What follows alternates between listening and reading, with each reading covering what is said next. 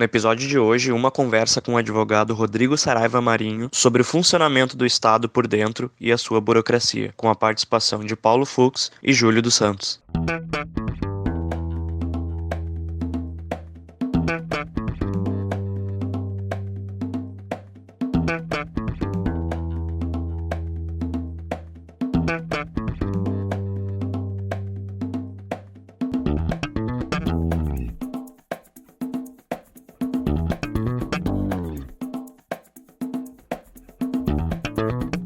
Este é o Tapa da Mão Invisível, podcast destinado àqueles que querem ouvir ideias que abalam sociedades e que não são ditas na mídia tradicional. Bem-vindo, Paulo Fux.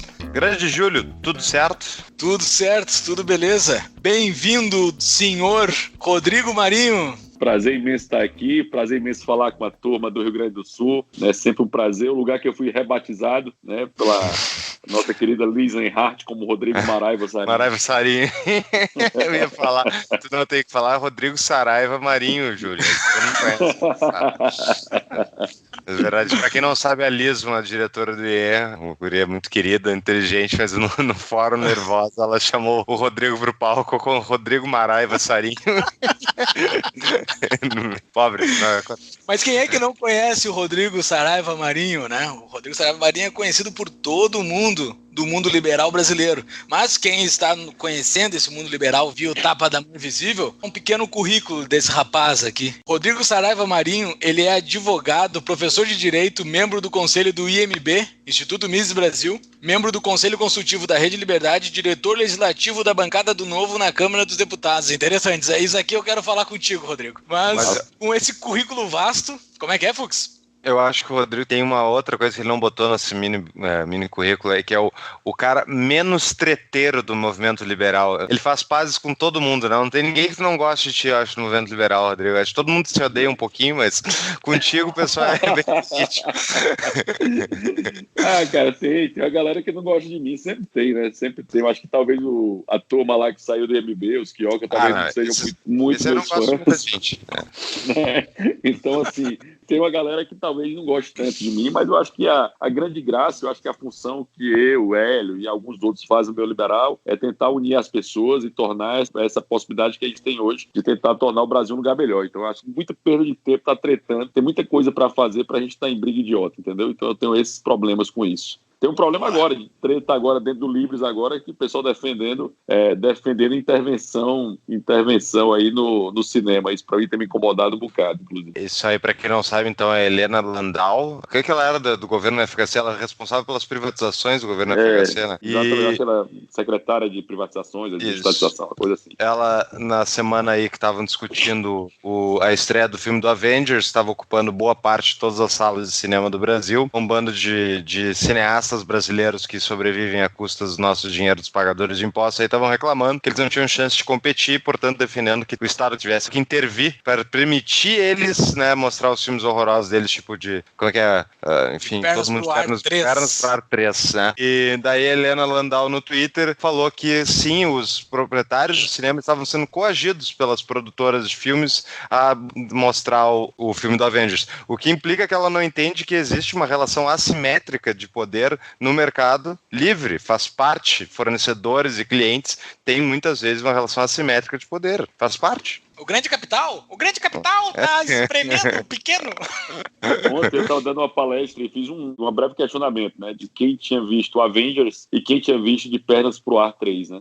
Eu acho que uma pessoa tinha visto De Pernas pro Ar 3 de cinema e tipo 90% da sala tinha visto pelo menos um dos Vingadores. Eu, pelo menos, estava aguardando ansiosamente pelo filme que depois de 11 anos de ter visto todos os filmes do universo Marvel para ver os Vingadores 3, que por sinal é um filme espetacular, entendeu? Então, também assim, achei. Incrivelmente tem uma lei que é irrevogável, a lei da oferta e da procura, então assim, é uma treta que tem me incomodado e bastante, mas assim, são coisas que por uma forma mais inteligente de pontuar, eu acho que há instâncias mais inteligentes de abrir brigas públicas, entendeu? Se você tem tem crítica, você vai para o privado, você tenta ir para um local, a não ser que precise manter um posicionamento para não perder a essência do movimento. Que aí eu acho que, assim, nesse caso, vale a pena a manifestação pública, vale a pena a gente se dizer claramente para isso, né, o que é que se pensa, o que é que se acredita, sem entrar na treta pública, né, sem entrar na treta pública. Vai para o privado, tem grupos de discussão, tem locais em que essas pessoas estão lá e que podem ter uma discussão talvez mais inteligente. É uma forma que a esquerda sempre foi muito inteligente nesse ponto, ela usa as brigas dela internas, ela briga internamente ao invés de ir para uma briga externa, porque assim, eu não vou ganhar nada com isso, nem eu acho que ninguém vai ganhar muita coisa com isso, a não ser, nesse caso, eu compartilhei até uma mensagem do Gustavo Malstache, em que ele fazia uma análise ponderada sobre lei da oferta e da procura, clara e objetiva. Manda para nós depois que a gente coloca no show notes isso, tá? No show notes do episódio. E a esquerda, eles têm essa estratégia que tu falou, acho que tu tá fazendo basicamente esse papel dentro da Câmara do Novo, para que as coisas ocorram de forma mais coesa, mas tu olha as votações do PT, eles sempre votam junto, né? Eles não divergem publicamente entre eles, né? Os caras sempre andam coeso, eles têm essa estratégia de que o movimento deles ande coeso, né? A forma do movimento deles anda sempre coeso. Eu não sei do que vocês estão falando, sinceramente. Esquerda briga publicamente também. Não, eu tô dizendo dentro do PT. Eu tô dizendo dentro do PT, dentro de um mesmo segmento, os caras nunca divergem. Eles se matam. Todo mundo sabe que as correntes ideológicas do PT têm brigas homéricas internas. Então, realmente, na hora eles votam em bloco, assim como o Novo vota em bloco. Faz parte, tipo, pautas comuns votam. Mas isso é uma coisa, eu acho que meio que universal da humanidade, todo tipo, xiitas e sunitas, liberais com libertários, todo mundo que tá muito perto um do outro, eles vão achar, na verdade, aquilo que tem aquelas pequenas discordâncias para criar uma causa para se matarem. Pois é, eu não tenho muita paciência para essa causa, para se matar. Então, para mim, sempre foi uma coisa que eu tendo a concordar muito mais, estar muito mais perto de quem concorda 90% comigo, de quem discorda totalmente de mim. Então, assim, para mim não há briga entre liberais e libertários. Assim, se eu pudesse apertar o botão, eu sou libertário, apertava hoje. Mas se eu tenho alguém para mim que defende muito menos Estado, daquele daí que não defende intervenções estatais, nós estamos em conjunto, nós estamos alinhados com isso. O meu papel, por exemplo, na bancada do Novo hoje é tentar trazer a perspectiva liberal e trazer correntes liberais, né? É uma função que eu faço lá, porque às vezes pode ser por uma corrente liberal, por exemplo, ficar aqui num tema. Por uma corrente liberal, o Banco Central é mega ok, com a Escola de Chicago, os monetaristas, mas já para a escola austríaca ter um Banco Central é algo absurdo, distorce completamente a moeda pelo mundo. Então eu tenho que apresentar essas duas visões. A minha visão é a visão austríaca, mas eu tenho que apresentar dentro da bancada, como diretor legislativo e o posicionamento legislativo, qual é a discussão que se tem em cima disso, qual é a discordância que há nisso e por que é bom isso aqui e por que é ruim isso aqui. Então, essa perspectiva eu preciso apresentar. O Novo só liberou a bancada 2 vezes, é muito comum se liberar a bancada, mas o Novo só liberou a bancada 2 vezes em 2 casos que chegaram de última hora, que foi a PEC 2/2019 e foi o projeto Minha Casa Minha Vida, numa determinada situação que o Novo liberou a bancada. Então, foi só nessas duas, a PEC 2/2019 e do orçamento positivo. Só 2 vezes aconteceu isso em todas as votações que a gente teve. Então, às vezes, nós votamos com o PSL, o partido do presidente, e às vezes nós votamos com o PSOL. Contra, por exemplo, a lei dos partidos políticos, nós votamos em bloco com o PSOL. Na verdade, não é que nós votamos com o PSOL, o PSOL votou com a gente, para deixar isso muito claro, em que a gente se posicionou claramente contrário a anistias, contrário a uma série de absurdos que já havia na reforma da lei 9.096/95, que é a lei dos partidos políticos, com a lei 1321, que é a lei que modificou a lei dos partidos políticos. Então a gente se manifestou contra aquela anistia, que era aquela oportunidade em que o Novo estava tentando buscar devolver o fundo partidário, com a emenda 4 dentro da lei 1321/2019. Com a palavra, Rodrigo Saraiva Marinho. Mas vamos aprofundar só rapidamente, Rodrigo, o que tu falou em relação ao Banco Central. Também concordo contigo, tô muito mais comum, que nem tu falou, com uma pessoa que tá 90% acredita no que eu acredito, do que uma pessoa que acredita menos que isso. Perfeito. Agora, fazer o liberalismo, digamos, o Novo elege uma bancada significativa, ou até o presidente da República no futuro aí, e tem a opção de apresentar um projeto para acabar com o Banco Central, não apresenta. Eu apostaria que não apresenta. E daí, os austríacos vão ficar... Por que não apresenta? Porque seria justamente a corrente que vai defender a manutenção dele, vai fazer mais pressão do que aquela que talvez que tem para tirar. E até porque tu vê o efeito de ter o Banco Central e não vê e fica com o receio do que seria, no caso das pessoas que não acreditam que não possa existir Banco Central. Então, minha dúvida é, o que acontece então? Eu defendo que se eu pudesse apertar o botão, meu caro Fux, eu apertaria o botão e acabaria com todo o Estado possível e imaginável imediatamente. Eu não tenho essa opção. Não existe essa perspectiva. Pode ser que algo avance muito rápido, pode ser que algo avance com menos velocidade do que eu gostaria. né? Pense na ideia do Banco Central. Se eu, por exemplo, agora, nessa gestão, a gente conseguir voltar à autonomia, já é um grande passo, já é um avanço. É o ideal? Não, não é o ideal, mas já é um avanço do que era. Se a gente conseguir avançar a tal ponto da autonomia, certo? Funcionar, que eu acho que não vai funcionar como o pessoal acha que funcionaria, já seria o próximo passo, entendeu? Acabar com o Banco Central. Eu acho que a gente tem que pensar que política, de forma política real, ela exige pesos e contrapesos e pêndulos de conhecimento, de definição do que se acredita, do que não se acredita, né? Basicamente algo que eu sempre repito, que é a ideia da janela de Overton, né? Você sair de uma ideia que era impossível para uma ideia que é necessária. Quando nós três aqui começamos a defender as ideias que nós defendemos, e nós já nos conhecemos há uns bons anos, né, você pense que essa nossa ideia, um dia ela foi impossível. Né? A gente foi tratado como maluco por muita gente. E hoje, muita gente que está perto da gente acha a nossa ideia extremamente razoável. Talvez as mesmas pessoas que há uns 7 anos, 8 anos atrás achassem a nossa ideia maluca, hoje acham a nossa ideia extremamente razoável, ou seja, ela sai do estágio de impossível para o estágio de sensato, ou seja, impossível, radical, sensato, popular e necessário. Ou seja, eu avancei 3 casinhas aqui na janela de Overton, certo? E esse avanço dentro dessa perspectiva envolve cultura, envolve informação, envolve podcast, envolve institutos, envolve think tanks, envolve políticos, envolve uma série de atores e players que precisam empurrar essa janela. Não dá para abrir mão, é aquela história. Rodrigo, você acha que a política, que o Estado é desnecessário? Eu acho. Mas ele existe hoje, e ele tem um poder absurdo na mão dele. Se nós não tivermos a primeira barreira de defesa na política, você tem todo um campo aberto, ou seja, como você não tem atacante na digressão que o Hélio faz sobre o time de futebol, você perde a primeira defesa, que também é o ataque. Ontem, né, o Paulo Ebel, nosso amigo Paulo Ebel,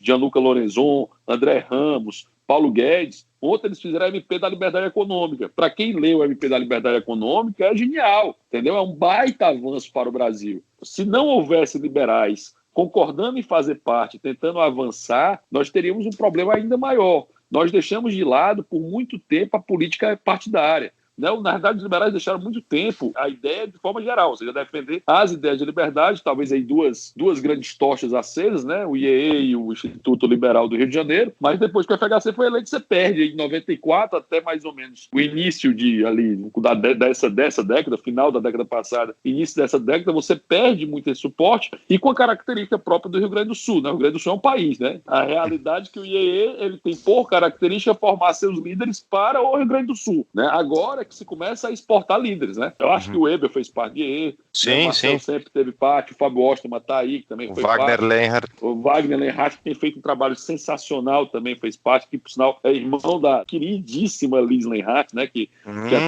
até hoje, onde me encontram, eu tenho o nome de batismo que ela me deu. Então, assim, dentro dessa perspectiva, né, o IEE demorou muito para exportar os seus bons, né? A turma ficou muito voltada para o Rio Grande do Sul, ou seja, os líderes ficavam aí, iam para a parte empreendedora e deixavam de lado um pouco o Brasil. Na realidade, o Rio Grande do Sul costumava exportar o que havia de pior, né? Paulo Pimenta, Maria do Rosário, Getúlio Vargas, Leonel Brizola, o que havia de pior foi exportado pelo Rio Grande do Sul. O Tasso Genros mudou para o Rio também, tá? Né? Exportam para o Rio, né? Ainda tem essa característica, né? Ainda tem essa característica. Se é para estragar o lugar, vai pro Rio, né? Se é para estragar algum lugar, que já estrague o Rio, que já tá com um monte de problema mesmo. Já enterra, né? O Rio de Janeiro. Então, assim, quando o Rio Grande do Sul exporta, manda governadores para o estado para destruir o que faltava no estado. Então, assim, dentro dessa perspectiva de entender que esse time de futebol, que envolve o meio de campo, que tem crescido muito, por exemplo, o podcast de vocês já está no 30º episódio, do Miz aí, né, mudou agora o podcast, que é o Iago, que está tocando agora, está passando dos 300 episódios, então você tem uma cultura que começa a se estabelecer o meio de campo que não tinha. E essa característica é muito necessária para a gente influenciar a cultura, né? É engraçado, o pessoal diz, os liberais não estão nem para a guerra cultural. É claro que a gente está aí para a guerra cultural. A gente só não fica falando que está aí para a guerra cultural, senão a gente avisa para o adversário que está batalhando a guerra cultural. É que nem eu avisar para o amigo, eu tenho um tanque, tá? Eu tenho um tanque, por favor, todo mundo saiba disso. Claro que ninguém vai ficar avisando isso, ninguém vai dar arma para o adversário. Nós hoje estamos, a partir do trabalho que foi desenvolvido por muita gente, nós temos grupos de estudo, temos institutos, temos uma rede de liberdade, temos uma série série de conferências, de eventos que acontecem pelo Brasil como um todo. Ou seja, a mudança cultural ela não é algo rápida, é algo lenta, que envolve uma coisa que aí você coloca. Por que você está preocupado em não fazer treta? Porque eu acho que empatia, certo? E gentileza contam muito na forma que você apresenta algo. Ou seja, as pessoas têm que se sentir parte para isso, entendeu? Se eu trato mal aquelas pessoas que discordam de mim, se eu trato elas como um retardado mental porque eles não concordam com o que eu concordo, eu acabo perdendo a possibilidade dessas pessoas acreditarem naquilo que eu acredito, né? Se eu dou a mão para a pessoa, ela tende a me responder com aperto de mão. E isso é importante pontuar, até porque tinha pelo nosso público bem liberal aí, que não é só com quem, a gente não está falando só entre liberais e libertários, enfim, está falando com pessoas da esquerda, sociais-democratas e tal. Tem que ser gentil com todo mundo, ser empático com todo mundo. Não vai nunca ter uma conversa séria e profícua se tu fica xingando o cara de mau caráter, disso ou daquilo, ou pensando que o cara é naturalmente um bandido porque ele não concorda contigo. Não, beleza, daí não, se o cara é um bandido, ele não é só um bandido nas ideias, né? Vai ser diferente. Exato, e é engraçado, né? Tem 2 pontos que são importantes. Eu agora vou sair aqui do podcast, vou participar de um debate na Rádio Povo CBN aqui de Fortaleza, que vai ter agora às 11 horas. Eu estou falando para vocês agora, eu sei que eu não posso falar a data, mas quarta-feira, às 11 da manhã, eu vou participar agora de um debate. Vou tirar vai ser parte agora do passado isso aqui, quando o episódio for no ar, isso aí vai ser parte do passado, mas a gente disponibiliza o link. Participei ontem e hoje, né? Então, assim, você não perca muito tempo, que é outra dica que eu dou também, não perca muito tempo debatendo com esquerdistas, salvo se você tiver plateia. Exato. Seja educado, vai falar de futebol, de outras coisas, entendeu? Vai discutir aí Fortaleza e Ceará, Grêmio Internacional, não vai debater que o cara tá errado, que o cara é um idiota por isso. Tenta ir por outro caminho, entendeu? Não vai nessa, porque a não ser que você tenha público, a não ser que você tenha plateia, certo? Não debata com isso, vai estudar, entendeu? Vai aprender, vai acrescentar novos conhecimentos, vai tornar novos skills para que você possa conquistar um público tão diferente, entendeu? Há pessoas que muitas vezes não entendem por isso. Tem um livro, que é um livro do Thomas Sowell, chamado Conflito de Visões, que ele vai falar de visão restrita e visão irrestrita, e ele vai entender que as pessoas partem de visões de mundo diferentes, e essa partida, né, a visão irrestrita seria os fins, tá, justificam os meios, ou seja, eu preciso chegar nisso. As pessoas precisam comer, precisam trabalhar. Então, assim, o Estado tem que usar todos os mecanismos possíveis para fazer isso acontecer. Não importa se mata milhões de pessoas. Se o socialismo der certo, tá tudo ok, né? Então, essa é a visão que o pessoal da visão irrestrita tem. A visão restrita diz assim, ó, tá aqui as balizas, as instituições, é bem hackeando, né? As instituições estão aqui, ordens espontâneas formadas, que as pessoas possam,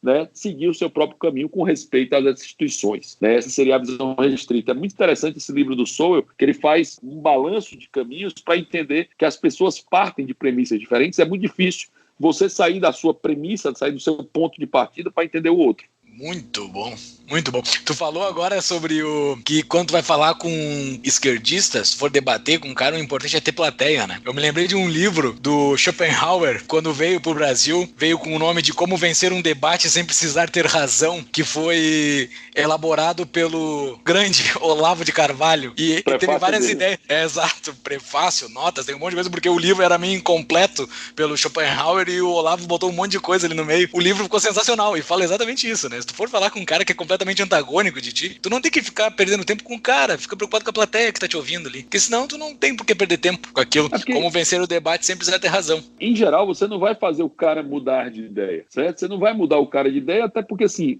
mudar de ideia, pessoal, eu respeito muito pessoas que mudam de posição, porque você não muda uma só ideia, você muda toda uma lógica de pensamento na ideia da visão, ó. Você muda a premissa, você muda o fundamento, você inverte a sua posição de mundo completamente. Na hora que você sai de uma posição estatista para se tornar um libertário, você começa a entender que a solução do problema está no indivíduo, não em outro ente. Você começa a entender que a solução está em você. Aquela história que o Jordan Peterson fala tão bem. Você quer arrumar o mundo, comece arrumando a sua própria cama. Então, na hora que você entende essa premissa, que a solução está em você, toda a sua vida muda de perspectiva. E o inverso também vale. Ou seja, se você acha que tudo está na solução do Estado, você desloca a responsabilidade para o outro. Você tira a responsabilidade de você e você acaba deixando de ser o capitão do seu próprio destino. E esse é um problema sério na ideia do conceito, de entender visão, de entender premissa. Então, se você vai debater com alguém, você está apresentando, querendo ou não, a sua visão do mundo, entendeu? E isso tem que ter a lógica muito clara das pessoas que estão trabalhando em cima disso e quem está ali ouvindo. Então, você tem que ter isso. Você pode ser muito gentil, você pode ser muito duro. É uma coisa importante que eu acho nessa discussão. Você pode ser muito duro, duro, entendeu? Muito firme, sem ser grosseiro. Pode ser extremamente educado e, ao mesmo tempo, ser muito duro, sem ser grosseiro, sem perder a razão pela forma. Eu acho que a forma importa, né? O caminho importa muito. Então, essa discussão eu acho que vale por isso também. O Jordan Peterson é muito firme, duro, sem ser desrespeitoso, né? Ele consegue fazer isso bem. É um exemplo. Talvez seja por isso que o pessoal tenda a me detestar um pouco menos. Ah, é verdade. Eu tento, ao máximo, ser respeitoso com os adversários. Porque quando você muda, né, só ficar nesse ponto mais uma vez de mudar de ideia, você costuma perder o seu ciclo de amizades. Porque essas pessoas não conseguem entender a sua mudança de premissa. Então, assim, é uma decisão que muitas vezes tem um custo, o preço é muito alto. É um custo social, né? Verdade. Social. Buenas, interrompemos a nossa programação para tratar do nosso patrocinador rapidamente. Você lembra da CapTable? Dos mesmos empreendedores da CapTable, temos a CapRate. A CapRate permite, então, investimentos no mercado imobiliário, através de renda fixa, investimentos a partir de R$1.000, que rendem muito mais do que CDI e poupança. Hoje em dia, inclusive, o investimento que eles abriram no site, que se chama caprate.com.br, Casa André Paulo Rate, R, só, AT. E esse investimento é numa incorporadora de São Paulo, por exemplo, que permite, então, investimentos a partir de R$1.000 que vão render hoje 12% ao ano. Fica o convite aí pro pessoal conhecer o site do nosso patrocinador. Voltamos à programação. O Rodrigo já mostrou várias cartas do quão ele conhece esse assunto, né? Que é o debate de ideias, é a exposição de ideias. O Rodrigo tá há muito tempo nisso. Só um parênteses, há quanto tempo tu tá nisso, espalhando a ideia da liberdade, cara? Desde 2012 eu tenho viajado o país, né? Eu viajei o país algumas vezes para defender as ideias que a gente defende. Então, assim, eu rodei aí, talvez o Fábio Osterman, Diogo Costa, Hélio Beltrão sejam os 4 que mais viajaram esse país aí para divulgar e valer e tentar dar exemplo, principalmente, do que a gente faz pelo país. Mas desde 2012 eu viajo o país, né? 2010 estava trabalhando, feito maluco o meu negócio, que eu sou advogado, tenho história de advocacia, Marinha Associada, advocacia empresarial aqui do Mechan. Quem quiser contratar, está à disposição, o escritório segue funcionando. Tá certo? Pode fazer propaganda? Já a OAB proíbe isso aí, Rodrigo. Eu acho que vocês sabem a minha visão da OAB, não sabe? Para quem não sabe, eu defendo que a OAB, não é que ela acabe, ela pode deixar de ser monopólio. Olha a solução genial, né? É só ela deixar de ser monopólio. Quem quiser participar, né? Quem quiser participar da OAB, paga voluntariamente. Eu era o primeiro a deixar de pagar. Tá? Essa é a solução para quase todos os problemas estatais. Eu não quero acabar com o INSS, FGTS, eu só quero que fique opcional. Apenas isso. Mas é tão bonito, né? Isso. O Roberto Campos tinha uma frase que ele diz o seguinte: se algo tem monopólio e não funciona, é porque ele não merece. E se algo tem monopólio e funciona bem, ele não precisa do monopólio, entendeu? Perfeito. Então, assim, que é a sacada dos maiores liberais que o Brasil teve, que foi o Roberto Campos, que, graças a Deus, tem sido retomado, né? O Marcel, no primeiro discurso dele, eu estava ajudando a preparar, que ele fez como presidente da Câmara, né? Que ele foi candidato. A gente conversou bastante no que ele escreveu, ele fez o primeiro, eu só fiz dar alguns ajustes, foi muito bom o discurso. Eu disse: Marcel, sua primeira fala aqui na Câmara dos Deputados tem que falar dos 2 maiores parlamentares liberais que o Brasil teve, Joaquim Nabuco e Roberto Campos. E ele citou os 2, né? Foi bem legal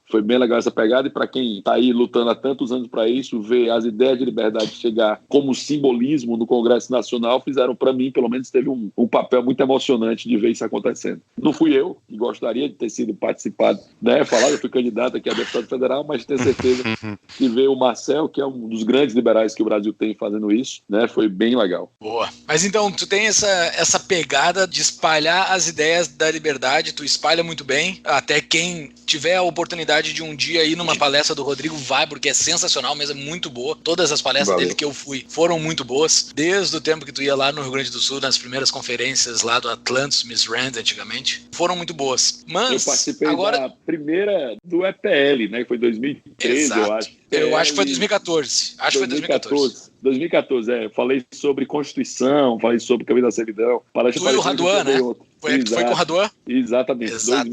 2014, foi bem legal. A primeira, não era nem Miss Rand ainda era EPL Rio Grande do Sul. Tava começando. Vamos colocar tua palestra no Fórum da Liberdade 2014, vamos colocar no show notes também, pra quem quiser dar uma olhada, que tava muito boa. Foi 2016, não? Não, 2014 para 15.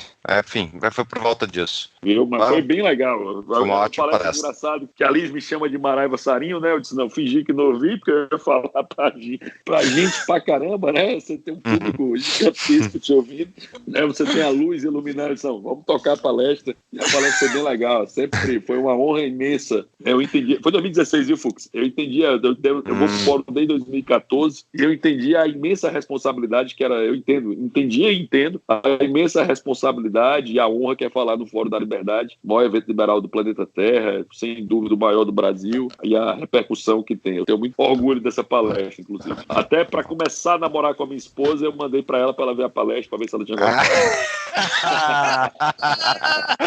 Muito boa. Mas esse é um... Serviu? Deu certo? Deixa eu liberar. Não, velho, minha esposa tem uma história sensacional. Quando eu fui começar a namorar com ela trabalhava na CAGES, né, na Companhia de Água e Esgoto do Estado do Ceará, né, empresa estatal. A gente saiu para jantar aqui, começou a jantar às 8 da noite, lá para as 11 da noite, segunda garrafa de vinho já. Aí eu chego para ela e pergunto, o que você acha da CAGES? Aí ela respondeu assim, devia ser privatizada hoje. Não é amor. Aí eu vou casar com essa mulher ou pelo fato dela acreditar nisso, ou pelo fato dela ter feito uma boa pesquisa. Dos dois lados,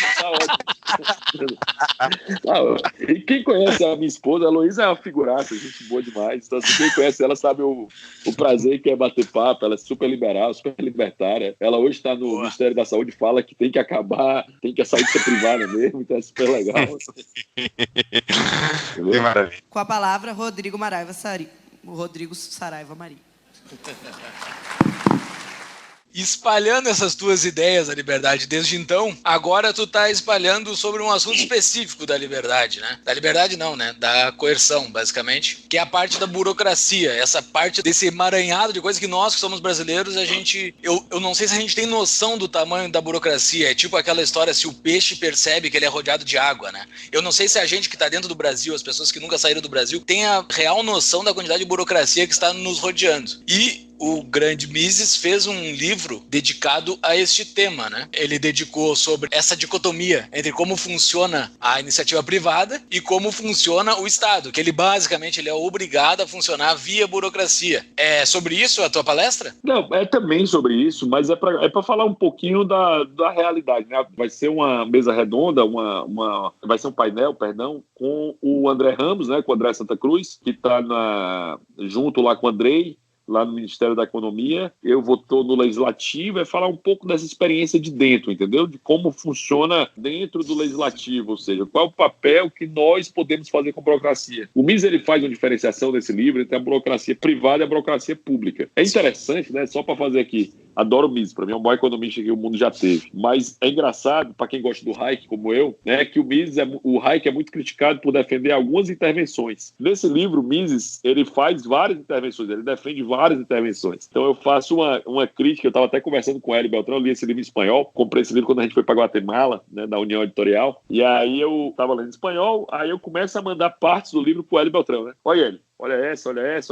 Mandei uns três fotos, 3 prints do livro. Aí o Hélio disse, quem escreveu isso? Ele deve ter sido um socialista. Aí eu mando a foto da capa do livro.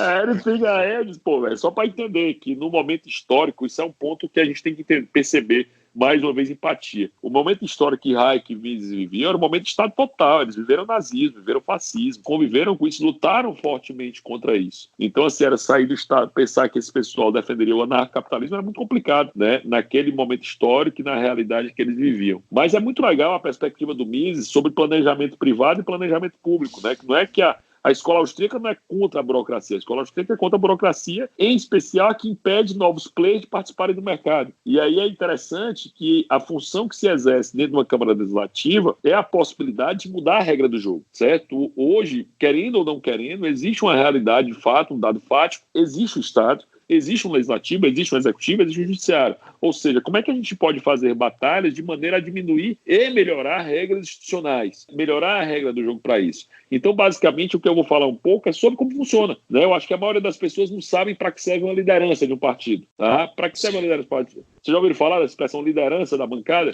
Né? Sim, Já ouvi falar. Eu já ouvi falar, mas eu também acompanho esse negócio, né? Então vamos lá. Quem não conhece, o que faz um líder de partido? O Novo tem 8 deputados, certo? O Novo tem 8 deputados. A partir de 5 deputados, você passa a ter direito a ter uma liderança. A liderança é uma estrutura que tem por finalidade reunir e dar posicionamento da bancada, ou seja, a função dela é pensar como o partido, ou seja, como é que o Novo pensa? Tipo assim, a função dela não é estar ali para o Marcel, ou para o Mitrô, ou para o Ganime. Eu estou falando desses 3, que é o líder e os 2 vice-líderes do Partido Novo, certo? O líder é o Marcel, hoje é o primeiro líder, cada ano pode ser trocado, e os 2 vice-líderes são o Thiago Mitrô e o Paulo Ganime, né? Marcel do Rio Grande do Sul, Thiago de Minas Gerais e Ganime do Rio de Janeiro. Na realidade, a liderança não está ali para servir esses líderes. Ela está ali para servir a instituição que se coloca, ou seja, é algo institucional. Ela tem uma função de manter a coesão partidária dentro dos valores e princípios liberais. O Novo é um partido liberal,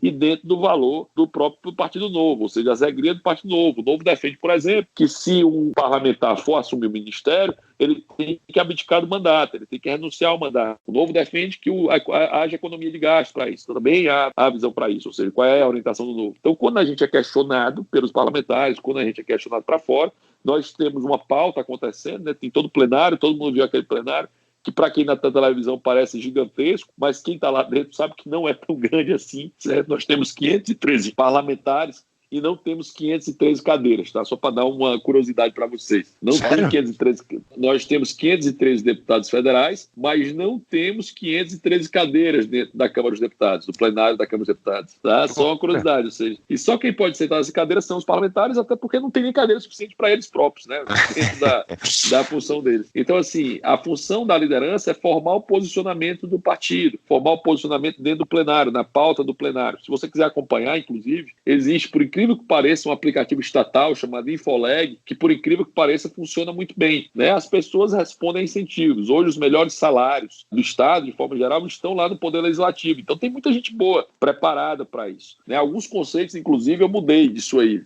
Júlio, só para finalizar aqui meu ponto, né? O conceito eu mudei. Por exemplo, Paulo Eduardo Martins, vocês conhecem, também um defensor da liberdade, também lá do Paraná. O Paulo Eduardo Martins disse para mim há uns 2 anos atrás: Rodrigo, pode ter político ladrão. Político que não trabalha, deputado que não trabalha, não tem. Porque o ritmo de trabalho, pessoal, é insano. Assim, para quem conhece o dia a dia da casa, ele é extremamente puxado, porque você tem ali terça, quarta, que vai até a hora que Deus dá. Eu já saí da casa mais de meia-noite e ainda está leve, segundo quem trabalha lá, certo? E a semana começa lá de quinta a quinta. O que muda é isso, né? Porque quinta-feira acaba a semana, com a pauta de manhã da quinta-feira, e na outra semana vai começar na segunda-feira, tem que estar tudo preparado para que os deputados tenham um posicionamento correto dentro da coesão, da perspectiva para isso. Então, na liderança, na minha função, por exemplo, eu sou coordenador, eu sou diretor legislativo. Embaixo de mim vai ter coordenador temático, que é a Estela, que é a minha coordenadora temática, e vai ter a coordenador regimental. Né? Tem gente, inclusive, que vem do movimento liberal que está dentro da diretoria legislativa. Né? Vocês conhecem o Adriano Paranaíba e a Tuana Neves, estão lá ajudando a gente. O Adriano, que é mestre em agronegócio, doutor em transporte, está lá nos ajudando nesses setores. E a Tuana, que tem formação em relações internacionais, está ajudando a gente lá também. Então tem uma turma boa aí querendo fazer acontecer. Dentro da burocracia, tem algo que me chama atenção, me cutuca. Assim, como é que pode ter todo esse monte de regra pra fazer uma coisa que pra mim, eu tô fora, eu não sei como é que funciona lá dentro, parece simples, parece que é ir lá e votar, mas ele tem que fazer monte de coisa, tem que fazer um monte de escambau, e daí assim, o Mises no livro, ele fala assim, a burocracia privada, ela funciona porque a empresa privada tá em busca do lucro, então assim, a burocracia, ela vai ter um limite econômico que ela não vai avançar porque em determinado ponto a burocracia avança tanto que ela tira o lucro, então a burocracia privada ela nunca avança, a não ser que tu queira quebrar a tua empresa. Mas a burocracia estatal, parece que ela tem um avanço infinito, porque como ninguém tá vendo lucro, sempre avança, sempre tem um... E daí, das poucas vezes que eu entrei no YouTube pra assistir alguma sessão, sei lá por quê, por algum motivo especial, e daí para tudo uma sessão porque tem que votar uma vírgula. E daí, tô esperando pra acontecer um negócio. E o negócio não avança, porque alguém levanta a mão, não, mas tem lá o fulano, não sei do que, e começa a buscar vírgulas e vírgulas e vírgulas, e aquele negócio não avança nunca. Isso é necessário, assim, eu quero o teu juízo juízo de valor, tá? Eu não quero... Eu quero que tu seja bastante... Tem um nome pra buscar vírgulas. Se chama questão de ordem até. Questão de ordem. Isso irrita muito, velho. Isso irrita muito quem tá olhando assim. Tá, mas isso é necessário. Isso tem que ter... Como é que funciona isso? História. Não é que eu vou dizer que é necessário ou desnecessário. Eu acho que, por exemplo, na PEC do orçamento impositivo, ela entrou na última hora da última virada, às 2 da tarde, falaram que eu nomear um relator, às 8 da noite o Rodrigo Maia pautou a PEC do orçamento positivo, presidente da Câmara, e foi votada. Não deu tempo da gente se preparar. Entenda. Existe o cinza, pessoal. As ideias de liberdade são ótimas, mas tem coisas que parecem boas de um lado e parecem ruins do outro. O mundo não é preto e branco. Tem coisas que dentro da esfera política e mesmo da esfera liberal, né? Por exemplo, para mim, é claríssimo que o liberal tem que ser contrário, o libertário tem que ser contrário ao aborto. Para mim é claríssimo isso, porque nós defendemos vida, liberdade e propriedade, né? Se você tem vida, você não tem liberdade e propriedade. Para mim é claro, mas se eu falar isso para muita gente, eu vou dizer que eu sou louco, que é injusto, porque na verdade os libertários, por exemplo, defendem que pode haver, alguns libertários dependem que pode haver aborto. Ou seja, não tem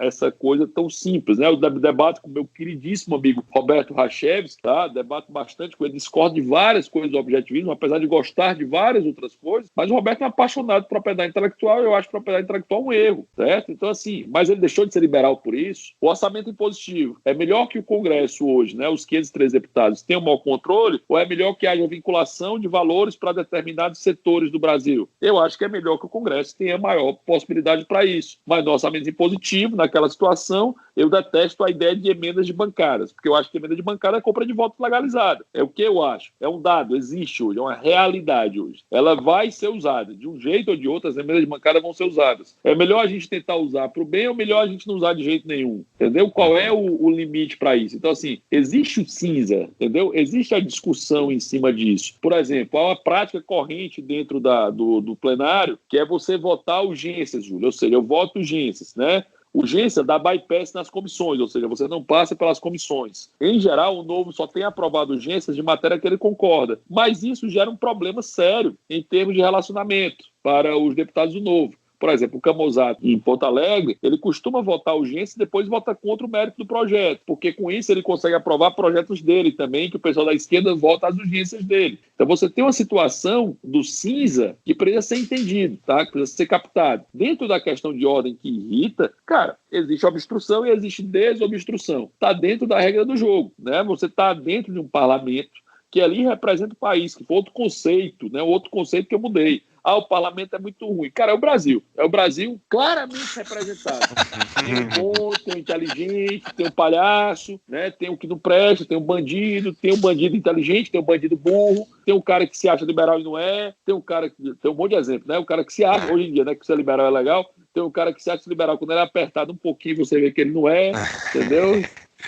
Tem uma série de coisas que, assim, não são tão preto e branco, entendeu? Não é uma coisa tão clara. Com a palavra, Rodrigo Saraiva Marinho.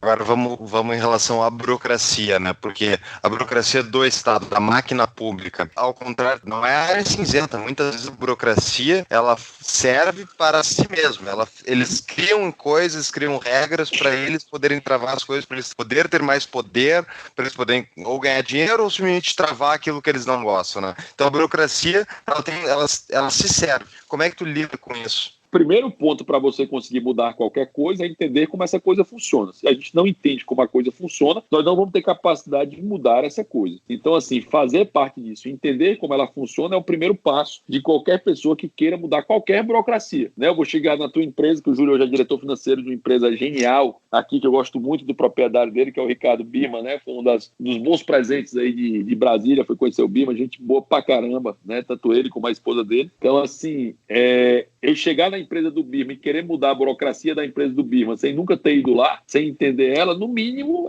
não é o ideal. Eu concordo que o Estado se serve da própria burocracia para isso. Eu concordo que isso está errado, mas eu confesso que eu não tinha nem a mínima noção do que eu tenho hoje e como funciona a burocracia dentro do Legislativo. Em janeiro, que eu comecei a trabalhar, fui para lá em janeiro, comecei a trabalhar em fevereiro, né, nomeado em fevereiro, eu só comecei a entender e onde está o gargalo depois de fazer parte disso. Ou seja, não entender a burocracia é um problema, entendeu? Entender e não querer mudá-la é um problema ainda pior. É isso que eu acho que a gente tem que fazer agora. Nós precisamos entender a burocracia, entender como ela funciona para, a partir disso, mudá-la, para, a partir disso, alterá-la. Isso funciona lá com o Paulo Ebel, lá junto ao Ministério, à Secretaria de Burocratização, e funciona no Legislativo, ou seja, nós podemos alterá-la. Eu acho que é um poder que nós não tínhamos. Rodrigo, podemos acabar com ela? Meu sonho, certo? Mas assim, vou ficar aqui com a ideia do Ron Paul, né? Que ele disse que deveria caber numa sala que seja tão fácil de fechar a porta e acabar com o Estado. Eu acho que essa é a sequência que deve ser feita. Mas a burocracia, uma coisa é a burocracia legislativa, né? Que daí são procedimentos internos, enfim, é parte do poder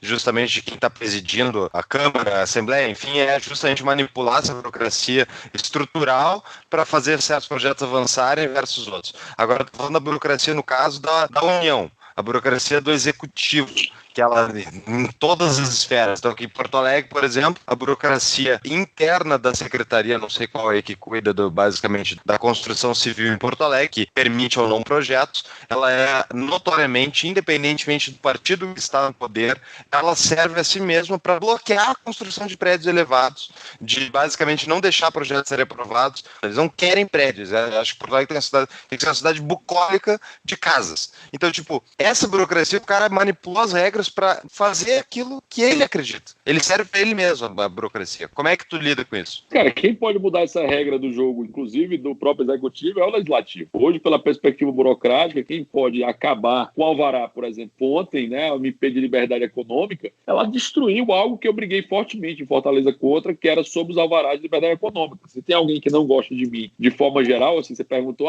tem alguém que não gosta de você? Eu, com certeza, os Ferreira Gomes. Os Ferreira Gomes não gostam de mim e os aliados de Ferreira Gomes gostam de mim menos ainda, tá? Então, assim, dentro desse funcionamento, Paulo, do dia a dia, de entender o funcionamento da casa, é entender que a gente pode mudar a regra do jogo.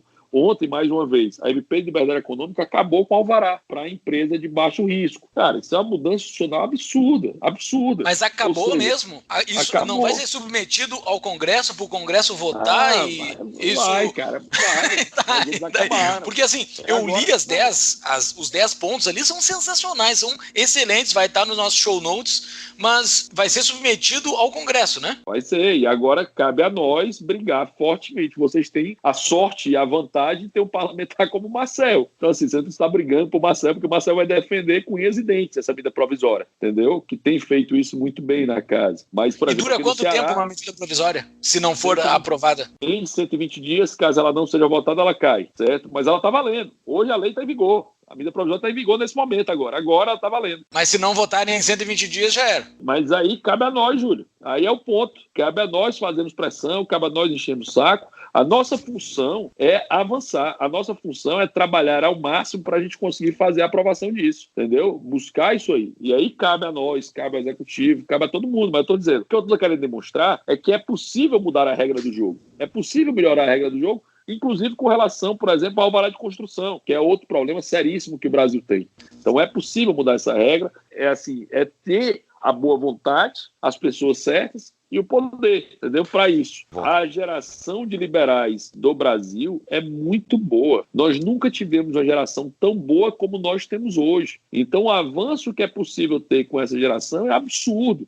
Nós temos um momento do Brasil em que as lideranças se dão muito bem, todo mundo concorda muito e todo mundo acredita que pode melhorar o país e está trabalhando para isso. Cara, nenhum outro momento brasileiro teve isso com a massa tão grande, com pessoas tão engajadas e tão envolvidas para que isso acontecesse. Abrindo mão, inclusive, de altos salários. Você tem Salim Matar, os maiores líderes do movimento liberal dentro. Você tem o Paulo Ebel, você tem eu, você tem Diogo Costa, você tem um monte de gente trabalhando, Gianluca Lorenzon, que deu um show da MP de Liberdade Econômica. Então você tem um monte de gente trabalhando dentro do governo, dentro do legislativo, para que fazer isso acontecer. Mas e a minha dúvida aqui, Rodrigo, tu que está acompanhando aí o dia a dia da casa, como é que tá vendo a articulação política do governo para defender essa MP aí?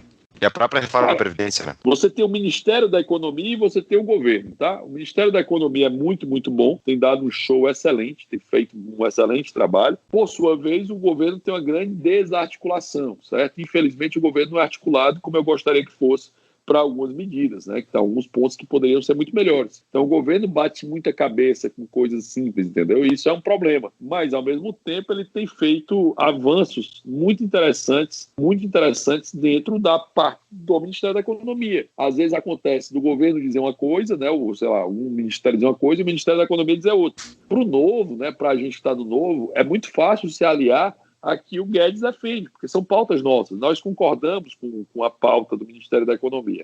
Só que muitas vezes você vê alguém defendendo em outro ministério que o Correio não vai ser privatizado, né? Não há interesse nisso, ou que a Petrobras não vai ser privatizada, ou que alguém vai intervir no preço do óleo diesel. Então, assim, você tem problemas que, quando a gente vê, nos irrita um bocado, mas, por sua vez, o Ministério da Economia tem sido um lugar de luz, né, dentro do governo. Eu fico feliz com esse otimismo teu, assim, de que a coisa vai melhorar, de que a gente vai ter algo bom no futuro nos esperando. Eu acredito nisso, eu conheço parte dessas pessoas que estão envolvidas nisso. Júlio, eu vou ser objetivo, cara. Não tem como não ser otimista, velho. Quando eu comecei esse negócio, eu era louco, um maluco. Hoje, a minha ideia é sensata. Popular em vários locais. Né, nós temos só no Novo, estou contando só o Novo, eu tenho vários parlamentares liberais, mas vou contar só o Novo. O Novo tem 8 deputados federais, 13 deputados estaduais, 4 vereadores, vai começar a ter prefeito próximo ano, inclusive aqui em Fortaleza. E aí, quais são os passos? Vai ser candidato, Rodrigo? Exclusiva! Muito bom. Mas vale a pena ganhar um executivo agora? Quem sabe? O Zema deve estar sofrendo lá. Mas melhor do que o alternativa, né? Cara, com certeza tem que ir pro embate, velho. O Zema tá sofrendo porque ele pegou um dos estados mais quebrados do Brasil, né? Então você tem uma realidade própria. O executivo é sempre mais complicado porque a entrega exige muito mais. Então você tem mais problemas com isso. Mas tem que ir pro risco, cara. O momento é esse. Nós não podemos perder o time, entendeu? O time é nosso. O time é favorável. Nossas ideias hoje essa foi missa de morte do meu pai. Eu vim pra semana da missa de morte dele, depois de um ano. Inclusive ele morreu quando eu tava no Rio Grande do Sul, né? Eu tava em Porto Alegre, dar palestra aí durante a semana do Fórum da Liberdade, acabei tendo que voltar e não participei dos eventos que eu gostaria de ter participado. Mas nesse momento agora eu fiquei aqui até quarta-feira, então hoje jornais, televisões, eles ligam pra gente para saber qual é a nossa opinião, como é que a gente pensa, o que é que os liberais pensam. Eles querem saber isso. Isso mudou muito, mesmo num estado como o Ceará, que tem um problema sério com relação à ideia de liberdade, né? Porque ainda tem os Ferreira, não pela ideia de liberdade, porque nós temos um grupo de estudo muito forte, temos uma série de grupos de estudos, mas ainda assim, o meio político ainda é muito dominado pelos Ferreira Gomes, que é um problema sério aqui para o Estado como um todo. E a frase mais famosa do Rodrigo aí, que eu acho que a gente pode usar para encerrar o nosso episódio, né? O Rodrigo tem outro compromisso, a liberdade vai vencer, né? Tu fala isso desde que eu te conheço, tu fala essa frase já. E até agora só melhora, né, Rodrigo? Então, só melhora. O otimismo está bem fundamentado. Tem como não ser otimista. E tu falou ali sobre liberais que estão atuando em vários pontos do espectro, seja na política, seja, tu falou nosso aqui do podcast. Eu quero fazer um agradecimento que a gente ainda não fez um agradecimento, Fux. A gente tem que fazer um agradecimento formal aos nossos apoiadores, né? Nós temos os nossos apoiadores, já estamos com um grupo de 10 apoiadores que estão conosco no nosso grupo do Telegram. Muito obrigado, nossos apoiadores do nosso grupo. São conversas sensacionais de alto nível que nós estamos tendo lá dentro, e são pessoas que pensam diferente, não são necessariamente ANCAPs que estão lá dentro, são conversas de vários pontos do espectro político e todo mundo opina de uma forma bastante aberta e abrangente, assim. Muito obrigado aos nossos apoiadores. Se quiser ser o nosso apoiador, é só entrar no nosso Apoia-se, apoia.se/Tapa da Mão Invisível. Vai lá, faz uma contribuição no mínimo R$10 e você será convidado para entrar no nosso grupo do Telegram. Rodrigo, muito obrigado por esse teu tempo, muito obrigado por ter dedicado parte do teu dia para nos falar um pouco sobre como é que está sendo a vida parlamentar, vivendo dentro de Mordor, do lado de Sauron. Não, mas assim, o legal, só pra ficar no comentário, que o Júlio é a única pessoa que eu conheço que foi pra Brasília trabalhar na iniciativa privada, entendeu? Ele é patrício. Estamos aqui na iniciativa privada. Entendeu? É assim, ou com contrassenso, mais claro que é esse do Júlio. Então tá, valeu, Rodrigo, muito obrigado, um forte abraço. Fux. Abraço, obrigado, Rodrigo. Valeu, meus amigos, saudade de vocês, viu, cara? Grande abraço. Vamos marcar algo em Brasília, Júlio. Viu? Vamos marcar sim. Abraço, querido. Valeu. Abraço, tchau.